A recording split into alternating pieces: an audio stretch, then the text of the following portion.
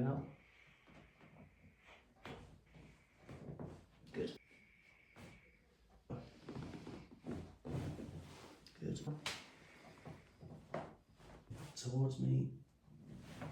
What is the crack with spinal manipulation? In this video, I'm going to talk to you about the many benefits of spinal manipulation, who it's used for, who may not benefit, and also going to go through some myth-busting facts about spinal manipulation and what it doesn't do.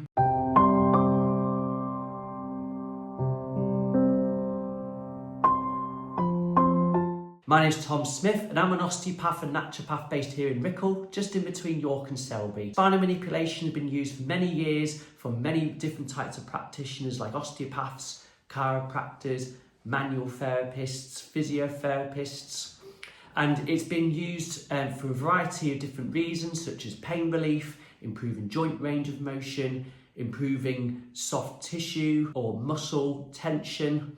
And also, it has also been deemed as dangerous or unsafe in certain types of patients. And also, over the years, many patients believe that performing a joint manipulation is putting something back into place or realigning the body in some way, shape or form. But in fact, the research shows us now when you do a spinal manipulation, it is simply where the joint surfaces of a joint are opened rapidly and with speed. With the opening, it creates a vacuum effect, tension builds up within the joint and bubbles form within the capsule, and with the releasing joint pressure, it opens up the joint and the bubbles pop, and that creates the audible popping sound. And many people deem this as a successful manipulation, but what we know is that just because the joint doesn't pop or click, it doesn't mean that the manipulation has been ineffective. It still opens up the joints, and that's the whole point of the technique. There are cases where joint mobilization and an old term in osteopathy called articulation can be just as effective as spinal manipulation. But obviously with a spinal manipulation, the main difference with it is that it's obviously used with force and with speed. And in some patients that can also be a risk for injury. It may be ineffective for certain patients, and it may also be contraindicated for anybody that may have weakening of the bones, such as osteoporosis, osteopenia, people that have been on long-term steroids. They may have had a history of cancer or has cancer, acute fracture, and for those that also have connective tissue disease where there's joint laxity, and other cases where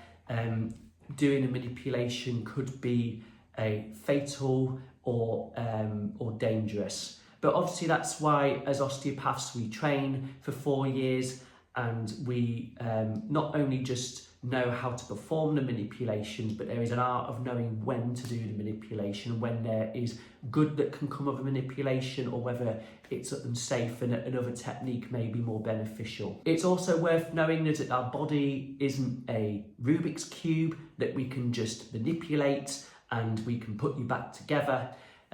We do know and understand and appreciate that when you do perform any form of passive manual therapy, whether that's massage, mobilization, manipulation, we obviously got to understand and appreciate that with that mobilization and manipulation, we do need to get you moving better as well. And that's where exercise and exercise rehabilitation comes into play, where we can get you to restore that movement also as well on your own. So there's spinal manipulation. There are obviously other techniques that we can use as well, but if obviously you do have aches and pains and you have tried exercises or massage, or you've tried medications and you're still not getting anywhere, feel free to get in touch and we can get you booked in for a consultation and assess you from head to toe and just decide together whether manipulation may be beneficial to you. And I will see you soon. Many thanks.